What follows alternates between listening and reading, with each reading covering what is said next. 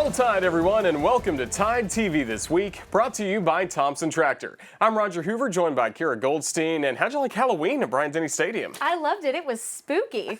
Going into Saturday's game against Mississippi State, the Tide had won 12 in a row over the Bulldogs. The Tide got on the board first with a Will Reichard field goal from 40 yards out. Then it was the first of many for Mac Jones and Devontae Smith on the night. This 35-yard play gave the Crimson Tide the 10-0 lead. And before the first quarter was over, the dynamic duo would connect again, this time for 53 yards. Holy Toledo, Batman. The Joker is on fire on Halloween. And on Saturday night, he was watching the Mississippi State defense get burned. Ouch. Burn. Will Reichard also kicked the second quarter off just like the first from 24 yards out. He remained perfect on the year. His 8th consecutive field goal of the season made it 23-0 Alabama. Just before the half ended, the dynamic duo struck again. An 88-yard drive capped by an 11-yard touchdown. Smith juked to the left, and then he'd cut inside to the right, and bam! Touchdown Alabama. That would tie the score at the half, 27-0 Crimson Tide. In the third, the Bulldogs had their closest scoring opportunity under 3 minutes to go. First and goal at the 9. Will Rogers seemingly connected with Osiris Mitchell for the touchdown, but Dylan Moses did his best George Teague impression and just strips the ball away from the Bulldogs receiver. I mean, he just took it from him. Interception for Moses, and the Crimson Tide offense make the Bulldogs pay. A 99-yard drive ended with another Mac Jones to Devontae Smith touchdown. The Tide is rolling on Halloween, 34-0. If a shutout wasn't enough from the defense, how about a pick six? Patrick Surtain jumped in front of the Bulldogs defender, intercepted the Will Rogers pass, kept his balance, and strolled right on into the end zone. Wow, what a night for the Tide on Halloween. 41-0 Alabama, and that would be the final. You know, Roger, I think that's a pretty good present for Coach Saban on his birthday. A shutout from the defense and a dominating win. You really can't ask for much more. The win was the 13th in a row for Alabama over Mississippi State, and that shutout was the first time that a Mike Loach coached team had ever been shut out. A really impressive performance by the Tide. Quarterback Mac Jones finished with 291 yards, completing 24 of 31 passes with 4 touchdowns. Devontae Smith led all receivers with 11 catches for 203 yards and 4 touchdowns, while Najee Harris led the rushing attack with 119 yards. Malachi Moore led the Alabama defense with 8 tackles, a tackle for a loss, and he also had 2 pass breakups. For his performance in the Tide shutout win over Mississippi State, Moore was named the SEC Freshman of the Week for the second time this season. The gap between Alabama and Clemson is narrowing in the Associated Press poll. Last week, Clemson led second-ranked Alabama by 45 points. This week, it is just 2, Roger. Clemson has 1,515 points, with the Tide at 1,513. Clemson's lead in first-place votes shrunk as well. Alabama gained 19 more first-place votes this week. Joining Alabama in the top 10 is Georgia at number 5. You have Texas A&M at number 7, and then Florida comes in at number 8. And then after being out of the rankings for a couple of weeks, Auburn, after a big win against LSU, returns at number 24. Well, it was a dominating performance for Alabama over Mississippi State on Saturday night inside Bryant-Denny. When we return, we'll give you an all-access look inside the Tide's 13th win in a row over the Bulldogs. Tide TV This Week, presented by Thompson Tractor, the exclusive provider of Caterpillar heavy equipment and genuine cat parts for Alabama and Northwest Florida. Visit ThompsonTractor.com for more information. The University of Alabama, where legends are made. Ford, for great offers on F-150, see your local Ford dealer. Proud sponsor of the Crimson Tide. Welcome back. This past Saturday night was Halloween, Coach Saban's birthday, and we saw an impressive performance by the Tide over the Bulldogs as Alabama won its 13th in a row over Mississippi State. Big win for the Tide as they shut out a Mike Leach coach team for the first time. Let's take a look back at the Tide's dominating win over the Bulldogs. This all-access feature is brought to you by Legacy of Hope. When they invented the game of college football, they meant to be played on a night like this. Perfect night for some air raid offense, right? We know Mississippi State's got it, but hey, Bama not scared to put it in the air either. He's got it. Touchdown, Alabama. Mack pumps, pulls it down, throws long, has a man behind the defense, and touchdown, Alabama. They're having a very tough time dealing with Devontae Smith. Bama picking up the pace here. He is on his way to one of those epic nights. And the Alabama offense continues to cruise right along. And Alabama's just driving this offensive line backwards into the quarterback almost every single pass attempt. Costello looks right, looks left, and looks at the grass. Three-man rush, and they still take down K.J. Costello. Phil Mathis Pumps once, throws, and knocked down right there in his face. Big job again by Mathis. They're enjoying this Halloween in Tuscaloosa. All Alabama. Devontae Smith in motion, left side. Mack looks right, throws across the middle. Caught, touchdown. Touchdown, Alabama, Devontae Smith. His third of the night. What an incredible route by Devontae Smith. That's how we do it. 1, 2, and 3. Alabama dominating Mississippi State. He's got time and throws into the end zone. It is deflected, intercepted Alabama at the goal line. Dylan Moses off the deflect. Play action, Mack throws, caught, touchdown, Bama. And he has just tied Amari Cooper for the all-time lead at Alabama in touchdown receptions. That's his 31st and his 4th tonight. Rodgers, risky throw, picked off by Patrick Surtain, and they will cross the 35-point threshold with a defensive score. See that donut up there? 41-0. 41-0.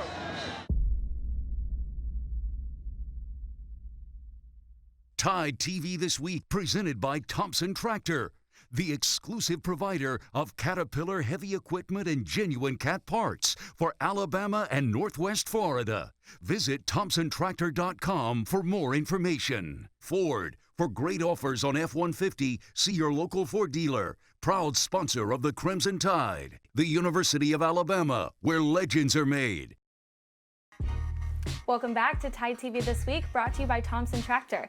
Well, Roger, unfortunately, there is no game for the Alabama Crimson Tide this week. It is the Tide's first bye week of the season. Yeah, no game this week, but there will be a big game coming up next week as the Tide travels to Baton Rouge to take on LSU. We'll preview that matchup next week, but for this week, our Christopher England joins us now to talk about the Tide season up to this point. Christopher? The offense has been one of the best in the nation. The Tide leads the nation in scoring, averaging over 47 points per game. As great as the offense has been, the defense has been the story as of late. And to talk about the Alabama defense, we're joined by former Crimson Tide and NFL great Roman Harper, who is currently an analyst with the SEC Network. Roman, it's great to have you join us once again. Thank you. Thanks for having me as always. Well, Roman, the Alabama defense showed up in the second half of the Georgia game and has looked very good since then. Alabama shut out Georgia in that second half, held Tennessee to just 17 points, and shut out a Mike Leach team for the first time. What has changed for the Alabama defense since the game against Ole Miss?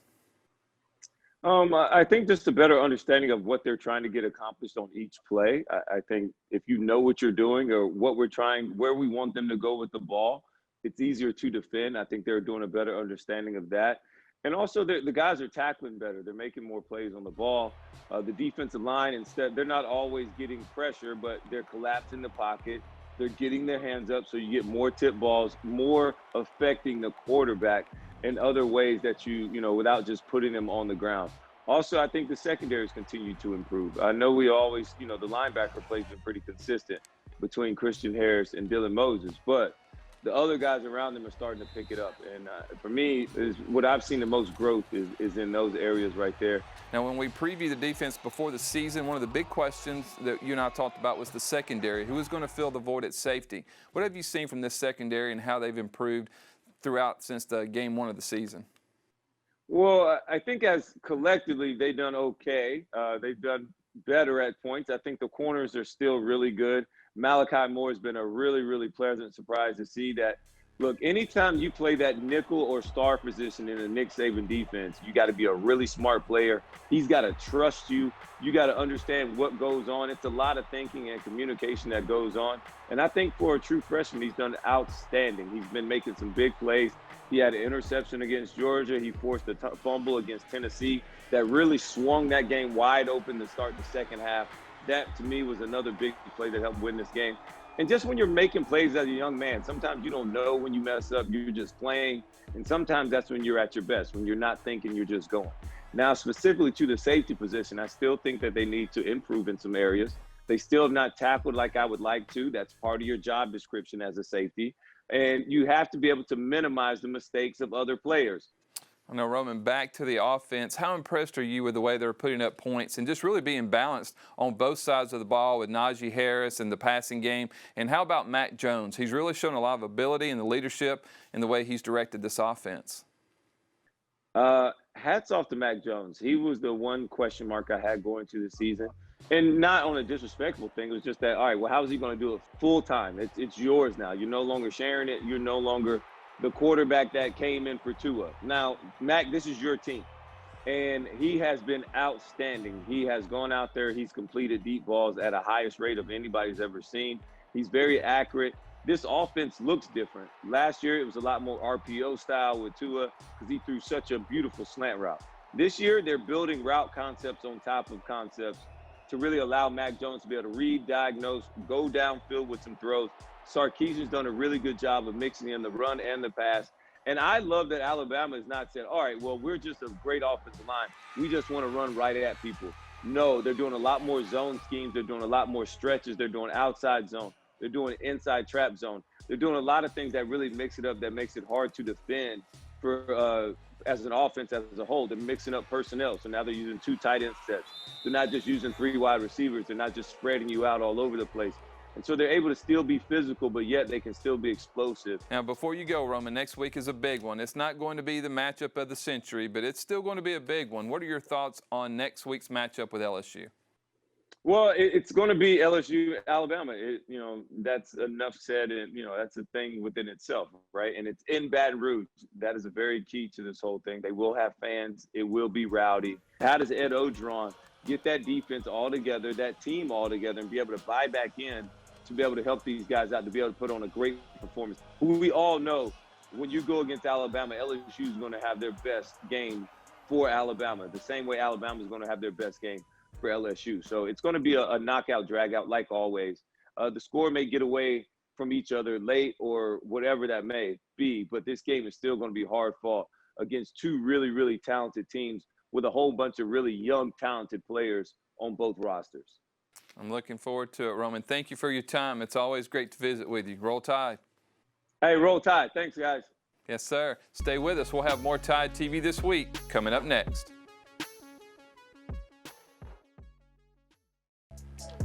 Welcome back. It was another good week to be an Alabama running back in the National Football League. The Crimson Tide had 3 former players gain over 100 yards each. Let's take a look at our Crimson Tide in the NFL Players of the Week, brought to you by BBVA. Our Offensive Player of the Week is one of those running backs, Damian Harris of the New England Patriots. Harris had a game-high 102 yards on 16 carries for a 6.4 yards per carry average. Harris also scored his first career touchdown on a 22-yard run. Our Defensive Player of the Week is Trayvon Diggs of the Dallas Cowboys. Diggs also had a career first with his first interception, but he didn't stop there. Diggs actually had 2 interceptions as he also added 7 tackles in the Sunday Night Football game against the Eagles. And Roger. Yes. It was Tua time this past weekend. Tua threw his first touchdown as the Dolphins defeated the LA Rams 28-17. First win as a starting quarterback for Tua. First of many, and hopefully first of many this season for the Dolphins. Well, the Alabama volleyball team had what had to be the toughest schedule to start out this season. The Tide took on 7th-ranked Missouri in their season opener. And this past weekend, the Tide played number 2 against number 4-ranked Florida on the road in Gainesville. Alabama dropped both matches 3-0. And soccer was at home this past weekend. Alabama hosted Texas A&M on senior night. The Aggies scored in the opening minute, and that would be enough. Texas A&M added one more in the 67th minute to leave here with the 2-0 win. The Alabama cross-country team finished their fall season this past Friday at the SEC Championships in Baton Rouge. Mercy Chalangot captured the women's individual championship for the Tide. For more on her win and how the team is doing, our Maddie Davis joins us now with head coach Dan Waters. Maddie? Now we're joined by Alabama cross-country coach Dan Waters. Coach, thanks for joining us. Yeah, thanks for having me on the show. Now, Mercy Chelangat with the 4th ever individual cross-country title and the first since 1993. Can you just tell us a little bit about her performance? She's just been progressing and doing some really special things. To win the SEC title and it is individual cross country is a very high bar. And so I'm just super proud of her and obviously proud of Coach Palmer, who actually does her individual training every day and coaches her. And the women's team is currently ranked 17 in the national coaches poll. First time since the 2015 season. Where have you seen this team improve to get to where they are now?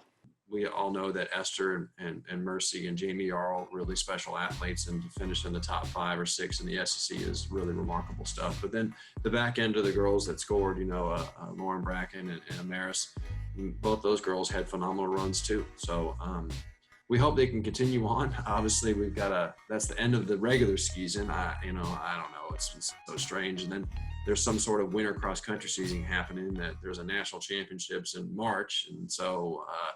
Which a lot can change between now and then we have another fall cross country season, and so I don't know. We got more cross country to know what to do with, So. And obviously, the women's program has been very successful this season. They had 3 finish in the top 6 in the SEC championship. But the men's team, they have some young talent. How does that go over to the men's program, and is that motivation for them? They actually have the talent to do some pretty special things. We had some unfortunate injuries and coronavirus and all the things that kind of can derail a season happen to us this year. And so, and I was proud of the way that the men fought at the championship, but things could change quite drastically come the winter cross country season. We have athletes that are planned to enroll here in January that could change the dynamic of everything. So, I don't know. It's just, I think we're all kind of scratching our heads, but it's great to see the women's team do so well. And I think the men's team will be right back where they belong here very soon. A lot of exciting things ahead for both teams. Coach, thanks for joining us and good luck with the rest of your season. Thank you, Maddie. Stay with us. We'll have our plays and players of the week coming up next.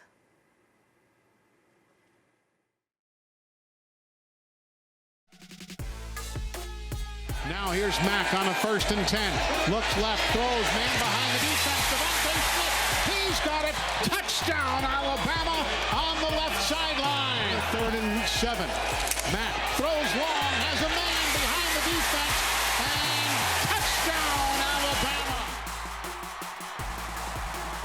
He's got time and throws into the end zone. It is deflected, intercepted Alabama at the goal line. Dylan Moses off the deflect, and the Crimson Tide have the football at the goal line. Will Rogers stands in, has protection, looks and throws, intercepted Alabama, taken to the house, Patrick Surtain, touchdown Alabama. Those were ATI Plays of the Week. Now let's take a look at our Players of the Week, brought to you by Payless Drugs.